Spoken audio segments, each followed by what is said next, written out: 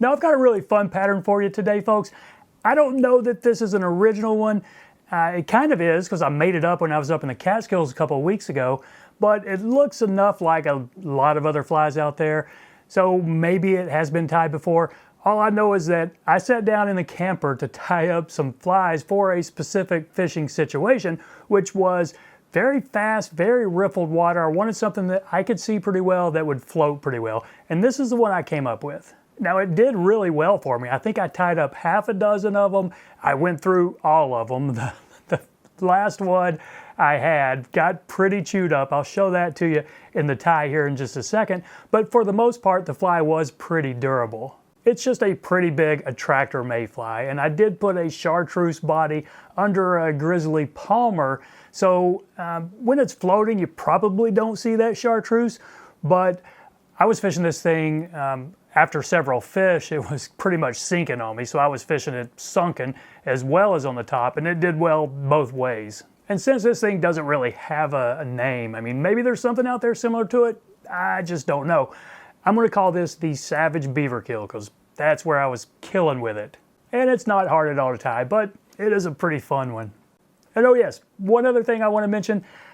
Several of you have asked over the years about my farm. I've mentioned it in some videos, talked about it in the comments. So I made a quick little video last weekend when I was up there.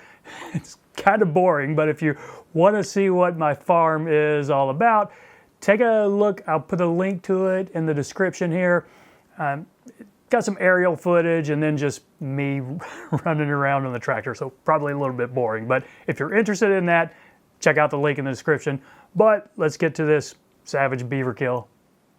So before I get to the tie, I want to show you the last surviving pattern of these. I tied half a dozen of them up in the Catskills back a couple weeks ago.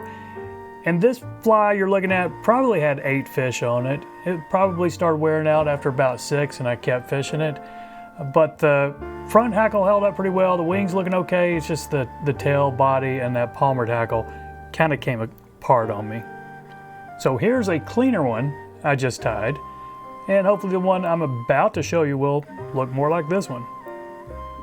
So that's a size 12 standard length barbless dry fly hook, and I'm trying out this new bobbin holder from the Fly Smith. I really like these Japanese made. It's got the tensioner right there. It feels really good so far, and I like that the caps on the end aren't that big. You can still see what thread you're using. And this is a 52 denier in black. I'm going to catch it in somewhere up here in the first third or so. And first component, Grizzly hackle tips for wings. I'm going to want these to be a little bit taller than the hackle, so we'll catch them in, let's go about right there. We'll do a little pinch wrap. And I don't spend a lot of time trying to get these perfect. My goal here is really to just get them caught in and then propped upright. So with my thread right behind them, I'm going to lift them up, and you're going to get a few barbs that poke forward. We'll have to trim those in a second. So several wraps right here to just prop these up about 90 degrees. Okay, and now I'm going to tie them somewhat spent, so I'm going to split them and put a couple wraps back to forward right here, and then on this side forward to back. And I have nicked my thread there, but we'll be fine. So my wings are spent pretty much how I want, but I've got all this mess right here, so I do need to go in here and trim this. Okay, that's going to work. Now I've got to, how do I get through this mess of my thread? Because, you know, that does happen. We're just going to wrap through it until it goes away. And my tail, it's going to be a pretty good sized tuft of brown hackle fibers. A fair number and pretty long. So let's catch this in with a couple wraps and take a look. Okay, that's going to work. I want them laying down a little bit. Now I've got a part of this thread right here that is annoying me, so I'm going to go in here and snip this off, and then all these curlies up here from that tail. And now, since I'm palmering the body, take a pretty small Grizzly dry fly hackle. So it's, you know, quite undersized for this size 12, but that's what I want. If I was using this as a collar hackle, it would probably be about a size 18.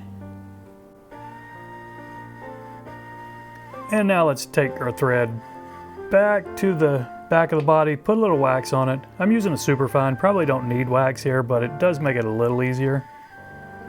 And I'm going with a chartreuse superfine. I'm going to dub a noodle on here, probably a couple inches, because I want it to go right up there behind the wings.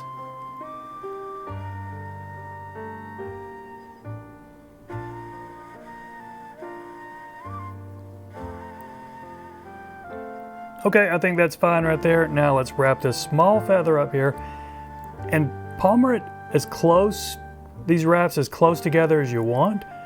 Obviously, the more you do, the more it is going to float. But after a few fish, I was finding this thing to sink anyway. And maybe they would see the chartreuse, but when it's initially floating, probably not going to. All right, let's catch this off here.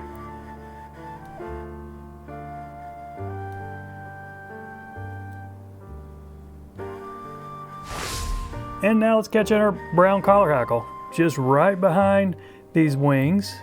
And I want maybe, I don't know, 2 or 3 wraps behind them, and then at least as many up front, maybe 4 if I can get them.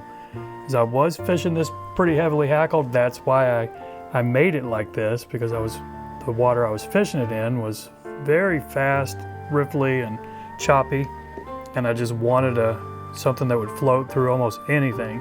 So let's put as many wraps of this as we can get and see what it looks like. Okay, that's 3 behind. I'm gonna go with 1 more behind. And now I can use this feather to kind of help position these wings up here. Don't want them swept back, but I think we're fine. All right, there we go. Let's catch this off. That was probably about 6 wraps up front, but I think we're gonna be just fine.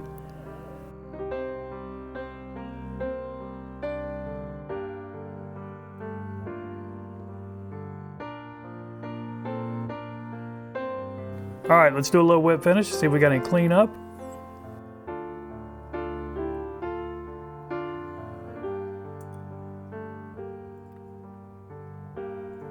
All right, I'm not gonna worry about cleanup, but critiquing this fly, those wings are a little bit farther back than I would have wanted. But yeah, I think we're fine. This thing's definitely going in my fly box. So drop a head cement, we got a fishable fly here. So that's it, my friends. I appreciate you watching. Y'all take care, and we'll see you next time.